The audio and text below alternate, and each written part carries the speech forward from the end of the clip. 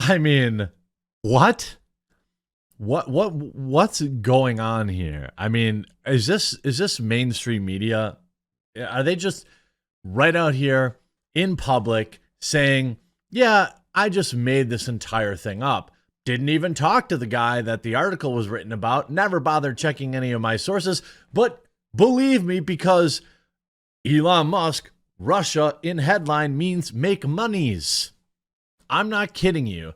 This is one of the biggest like BTFOs I've seen on Twitter in a really long time. And these people are slime balls. And I'm going to get into that and more after a super quick word from important channel sponsor, Mech Arena. Huge shout out to this video's sponsor, Mech Arena. Mech Arena is a game where teams of giant robots blow each other up. What's not to like, right?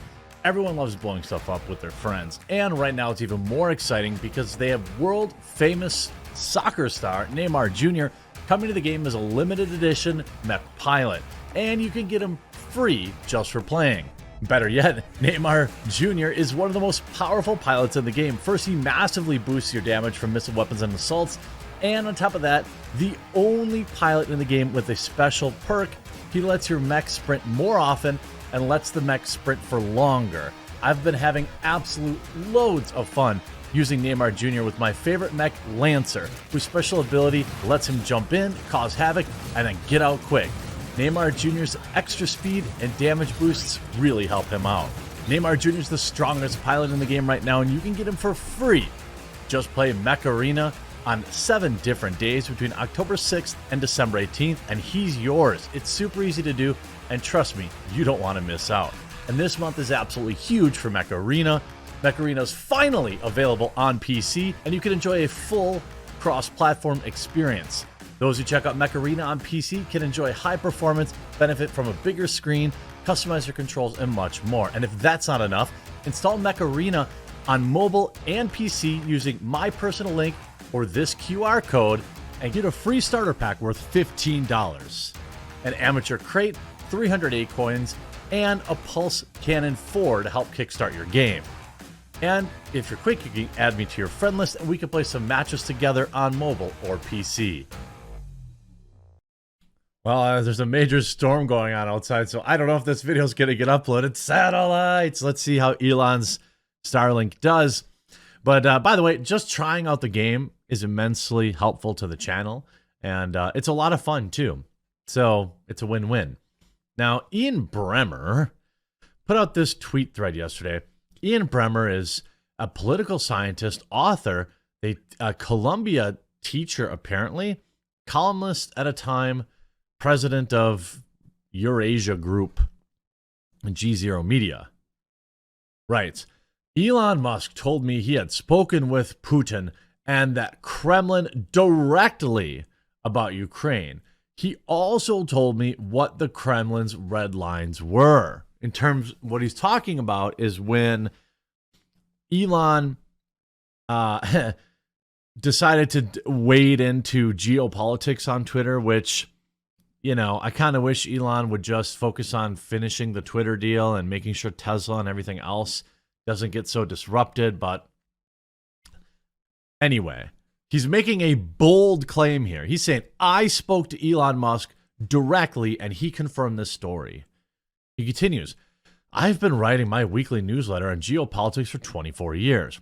I write honestly, without fear or favor, and this week's update was no different. I've long admired Musk as a unique and world-changing entrepreneur, which I've said publicly, he's not a geopolitics expert. Now, maybe this is another one of those pro-war people who got really mad at and even the suggestion of peace talks. But I don't know. I am not a geopolitics expert either. And usually when I wade into it, it ends badly. So I will just say that I just want everyone to be safe. And I want everyone to go back to their respective places and live life. To which Elon, of course, writes, nobody should trust Bremmer. Absolutely destroyed with 121,000 likes, or the press in general, many people say. Where did this even come from? Well, it came from Vice.com, which ran this article. Elon Musk spoke to Putin before tweeting Ukraine peace plan report. Nobody even asked Elon if it was true. Vice Media didn't even reach out to him, as far as I know, to ask for a comment. So Elon replies, of course, no, it's not true. I have spoken to Putin only once, and that was about 18 months ago. The subject matter was space. You see a lot of people, and you could just say the story is from Vice, and everyone will know the story's a lie. Viva Frey. If you spoke to him 18 months ago, technically you did speak to him before tweeting the Ukraine peace deal plan, so prepare to be called a liar by the fake fact checkers. Not a single note. I mean, like, I don't even understand. Vice is one of the biggest, like, most hilarious scumbuckets on the internet. They write, the world's richest man spoke directly with Vladimir Putin. Eurasia's group Ian Bremmer reported. Musk denied it. So why is this an article? Because you just want to write Elon Musk and Putin in the same headline. Like, the media is so hilariously desperate. And by the way, here's something I don't understand. By the way, the statement I'm about to make has absolutely nothing to do with Russian citizens or Ukrainian citizens, okay? I wish the best for both of you. I don't get into the politics of stuff. This is an uneducated Westerner, okay? I admit that. But I don't understand why the media, either Ukraine is on the brink of losing everything, or Russia's army is really not that scary, or they're not actually. It's like, only one thing can be true. You know, the United States government keeps sending billions of dollars to Ukraine because they're under constant attack. Okay, well, and then I read the very next article that says Putin is scooping up homeless people on the streets to serve in his army, and his army is a bunch of 100-year-old men. Which is it?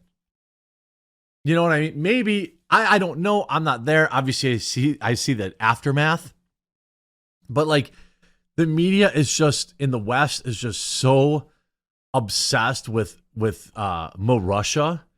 Like, I don't ever think about Russia unless it's one of my Russian viewers and they're emailing me or commenting on something.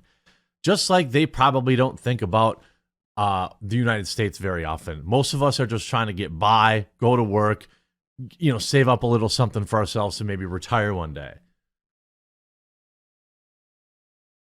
And you see, Vice News, like, did he speak to Putin? Elon Musk spoke directly with him before tweeting a proposal to the end. And by the way, the reason the left is creaming their jeans over this is most of them hate Elon Musk, okay? Also, this would also, I believe, violate the Logan Act, which means that, you know, citizens can't be engaging in political, you know, discourse to, you know, with other countries, or like negotiations.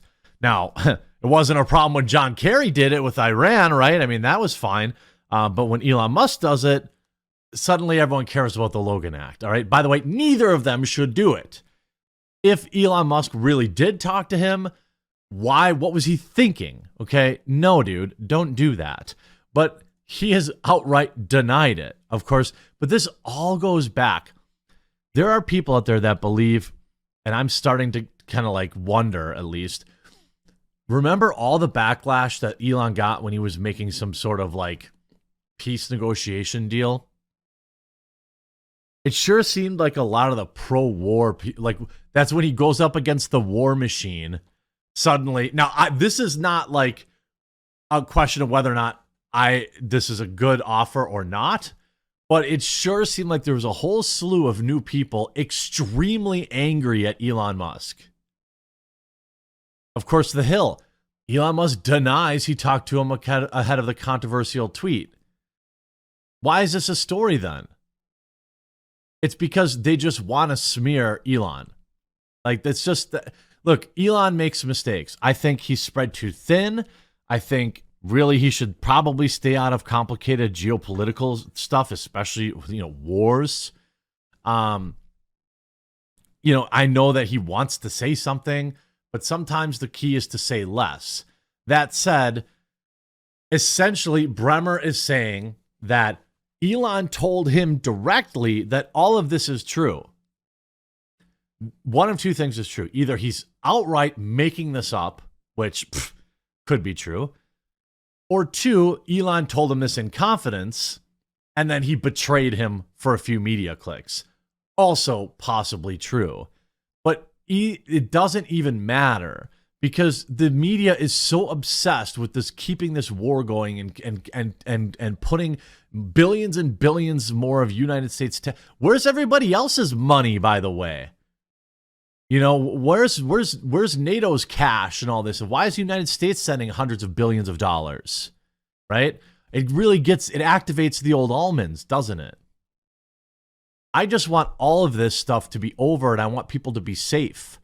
War is terrible. And there are a lot of people who are looking at, oh my God, it might escalate to this or that.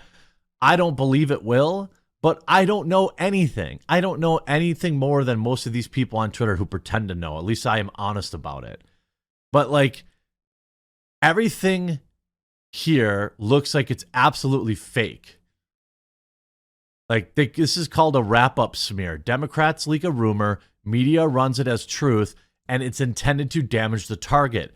You are now the target, talking to Elon Musk. Libel and slander laws allow them to do this with impunity. And it's absolutely true. You could tie these people up in court if you want. Elon's got the money to do that. He's even talked about doing that. But you won't win. Spaceship man bad.